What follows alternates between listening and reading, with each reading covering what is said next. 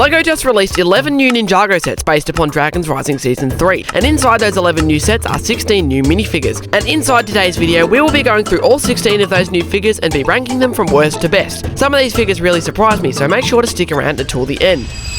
Before we dive right in, I'll explain the qualifying rules. Also, I have a bit of a cold at the moment, so if my voice sounds weird, I do apologise for that. I'm only counting figures with at least one new piece as a new figure, and accessories don't count either. So Noct, Strix, Zarked, Wildfire, Rogue and Aaron are all excluded because they were in the March and January waves, and in Wildfire's case, the June and March waves from 2024, these being her 7th, 8th and 9th set appearances, which is utterly ridiculous. Another thing is that Aaron does have, I believe, a new combination of pieces with the hair, half mask and March 2025 torso, but it's not drastic enough to count as new to me, especially as we get half mask variants of the other suits all the time. Lastly, these sets and by extension figures are released on June 1st in most territories, including my own, but release on August 1st in North America, so I'll probably just refer to this as the summer wave of Ninjago sets, as most viewers of this channel are American, even though it is currently winter where I am, and I'm sorry that so many of you have to wait until August for these sets. They did the same thing in 2022 for Ninjago Crystallized, but the other way around, so I feel your pain. With that out of the way, let's get into it. In the 16th spot is Rogue, formerly known as Jay, which is what I still call him. He shows up in this wave 3 times, and in 2 of those times he is the same or close to the version from the January wave this year. But there is, for some reason, a brand new variant that appears in the Rogue vs Strix race car battle set. The only actual new part about this figure is the mask piece, which is the same as the Mech Pilot Ninja and Jay's evil suit from 2024.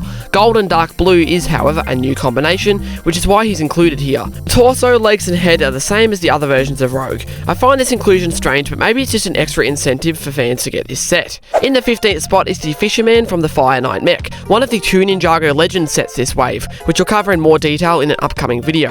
Back in 2017, these kinds of villages in peril were a common sight in Lego Ninjago movie sets, something that has never really translated to the original version of this theme. Even the Ninjago city civilians of the most recent 3 city sets differ greatly from those seen in the Ninjago movie city sets. The Fisherman feels like a nice throwback to that brief period. There's nothing exclusive here, as that torso appeared in the Ninjago City markets, and I believe that face is just a Lego City piece, but not everything is about exclusivity. I really appreciate that they included this character. It just adds a nice little touch to the set. In the 14th place is the Spectral Scout, who appears in 2 sets. Unlike the Dragonian Scouts of the January wave, these ones are sporting much more respectable headgear. No offense to any Mohawk wearing viewers out there, although there is still one Mohawk present in this wave's polybag, the one set I have yet to get, but honestly I'm not counting that. Early leaks suggested that these guys would feature dual molded arms, which was sadly untrue. I'm guessing translucent was what they meant. I do like the spectral effect that these translucent blue pieces give. They remind me of the Dragon Form Ninja from 3 years ago. The shoulder pads are the same as previously, but are now dark blue, and the Dragonian helmets are now pearl dark grey as opposed to dark red. Another slight difference is the horn size and the back bling on one of them. Not much else to say. The same is true for number 13, the Dragonian Warrior, who appears in 3 different sets. This troop is exactly the same as the last, with the exception of the legs, which have been swapped out for the amazing Ghost Tail piece in what I believe is a new colour combination, but don't quote me on that. The faces, torsos and headgear are all the same, and I find it interesting that this is the direction they have gone with this season's villains. Because last year we saw pretty much the same thing happen with the Wolf Mask Warriors, regular versions in the January and March waves, and then an upgraded colour swapped version in the summer wave. This pattern suggests that whatever villains we see in 6 months' time, in January 2026, will be recoloured this time next year. And now that I've said that, watch me get proven wrong. Number 12 is Tyr, the leader of the Dragonians, who is found in Lloyd's jet mech. He appeared in the March wave this year, and was admittedly so indistinguishable from the other Dragonians that I forgot to include him in my ranking video. Oops.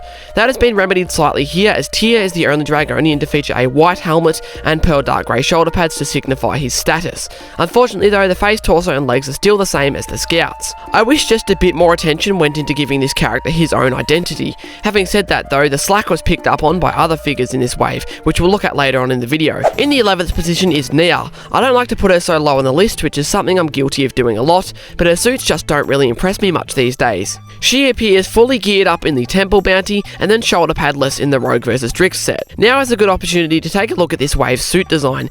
There is a new shoulder pad piece here, which is like an upgraded version of the regular Dragons Rising hood shoulder pad combo piece, similar to what the Climber suits did last year. However, unlike those suits, these utilise the ninja's hair. You can also use the hood piece with these as well. If this pattern tells me anything, we should get another variation of this piece in summer next year. The printing and colours here are all fine. It's the usual mix of pearl dark grey and medium azure. Of course, with every new wave it gets harder and harder to make new designs using only these colours, so they tend to look similar. Number 10 is Ghost Hunter Zayn. Ghost Hunter being the name of these suits according to the Ninjago wiki, which I find pretty hilarious. Just like Nia, this version of Zayn only appears in the Temple Bounty, the largest set of the wave, which I guarantee you is a deliberate choice. Not to fear though, I suspect he will appear in a European magazine sometime later this year. Zayn uses the post-movie Titanium face, not the Dragons Rising face or Detective Zayn face. In fact, all the ninja use their post-movie faces, which turn 8 years old this year. I thought the Dragons Rising faces were intended to be their replacements, but it seems like they're not ready to let go of them quite yet. The printing is fine as usual. Zayn suits have been pretty consistently awesome since 2024 in my opinion. In the 9th spot is Ghost Hunter Lloyd, who can be found in Lloyd's transforming jet mech and Rontu the Master Dragon. The shoulder pads look great on this one with the mix of gold and bright light green, but I'm not really a fan of the rest of the figure. Usually I am Lloyd's #1 fan. I love the majority of his figures and I think he's a great character. However, I must admit I am sick of seeing bright light green. I feel like they are way too reliant on it and there's not nearly enough contrast here. I know sidearm printing is a rarity in Ninjago, but even some dark green printed on Lloyd's arms would make a huge difference. Or even better, some dual moulding. I'm also a little tired of that headband hair combo piece introduced in 2021, but it is important for LEGO to keep including these pieces in sets so newer fans can get them. Number 8 is a new character introduced in Season 2 of Dragons Rising, Frack, Aaron's former best friend. At this point, I've only seen part 1 of Dragons Rising Season 3, and from what I've seen, I think Frack tends to be really annoying, but I do think his minifigure is very good. He features a new snake head and hood combo piece, which is the first time we've seen something like that. The only problem is the lack of eye printing. The torso and legs are different from the standard Ninjago style, and I especially like the serpent symbol on the back. The whole character design strikes me as very Ninja Turtle-like. Currently he can only be found in the Ninja Combat vehicle, but I'm pretty confident that he will be in at least one further set. Of course though, I'm just speculating. Number 7 is Kai, who I truly believe is Ninjago's main character. He's seen in the Ninja Combat vehicle and Kai's motorcycle speed race. As always, Kai's suit here rocks. I love the incorporation of orange, which is a colour usually reserved for coal and coal only, with Kai either using dark red or very occasionally bright light orange, which is now one of Aaron's colours. Again, he has the headband piece and the movie headpiece. That band-aid must be getting real disgusting by now. Like the other ninja, he gets his own colour of shoulder pad, which looks great except for the injection mark front and centre, which is actually a problem on all of them. Not a huge deal, but I felt it should be brought up. The 6th spot belongs to Sora, who finally gets a proper new suit after using her original torso and legs in the January and March waves. If you want to get this version of the character, you'll have to buy either Rontu the Master Dragon or Lloyd's jet mech. The leg and torso printing here is very detailed and continues the white, dark blue and coral colour scheme used on her thus far, combined with that shoulder pad piece in dark blue and the now common Sora hairpiece. I'm a little sick of seeing Sora at this point. I feel like her and Wildfire appear way more than they should, but again, accessibility is likely a huge factor. As long as they keep giving her 1 or maybe 2 new outfits a year, I'll be happy. Entering top 5 now, we have Cole from the Ninja Combat vehicle and the Temple Bounty. Like the other ninja, Cole has his hair out and he uses the classic post-movie Cole hairpiece, which until last year I believe they were going to retire because it hadn't appeared since 2021, but no, here it is again. I like the torso design on Ghost Hunter Cole the most out of all the ninja. I'll always stand by the belief that orange was a great addition to Cole's colour scheme, and I love how they've gone with an almost cog-like design on his torso. Just like with his last suit, they did a great job balancing orange and black here, and if Cole's minifigures keep up this quality, I'll be happy. Number 4 is Master Wu, who appears in the Guardian Dragon, one of the 2 Ninjago Legends sets, and an utterly phenomenal build. Stay tuned for my upcoming video on this wave of sets. I'm glad to see that Wu is getting updated suits even when he's not present in the show. Ninjago Legends is, of course, though, not out yet, so I'm not sure how accurate this suit is, but it looks very fancy. He shares shoulder pads with Zayn, but has brand new and exclusive printing on the torso and legs, and most shockingly, he even has a new print for the head.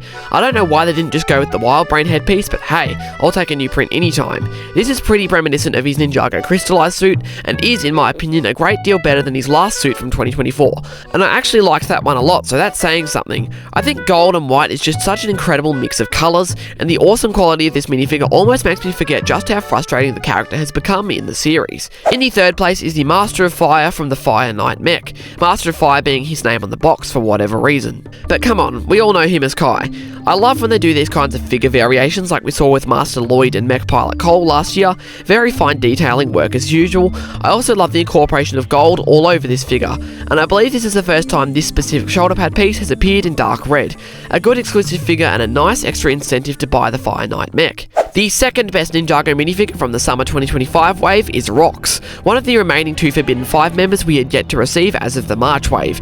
She only appears in Rogue's Mech Rider, but I think it's likely she will show up elsewhere in the future, which I'm basing off of the fact that Drix, Noct and Zarkt have all appeared 3 times so far. I love the detail on Rox, the face print is very good quality and captures her creepiness, and the printing is nice as with all of the 5. However, Rox deserves a special shout out for being the first Ninjago figure to have medium legs, and not only that, they're printed as well when they easily could have just gone with plain black. It's the small things like this which really make me happy with Lego products. The only thing that she really needed that's not present is a cape, but that's a pretty easy addition if you have a black cape lying around. But the absolute best figure from the summer 2025 Lego Ninjago wave is Kerr, the Master of Decay. Like Rox, she did not receive a figure until this current wave, and currently is exclusive to one set, that being Lloyd's transforming jet mech. This figure honestly blew me away. She features not only leg and torso printing, but also printing on both sides of her head and one arm. Arm printing has only recently become a thing in Ninjago with Sora and Raz, so I'm glad to see it reappear here. But wow, this figure just looks amazing with the mismatched hand and the mummy printing all around. The only thing I don't like here is that she shares the same hat as Rox, unlike the other 3 members who all have unique headgear. It would have been nice if they all had a different piece, just saying. I also think it's likely she will be seen again, but that's just speculation. They honestly went harder than they had to with this figure, and I'd love to see this level of detail more frequently in the future. But that's the list. Let me know down in the comments if you agree with my ranking and whether or not you think that these figures will appear again, and of course leave a like if you want to see a video on all the summer sets soon. Once again, apologies for my voice sounding weird, and I can't wait to do this again for Dragons Rising Season 4 in January 2026. That's been all for today, folks. Have a great day, and see you in the next video.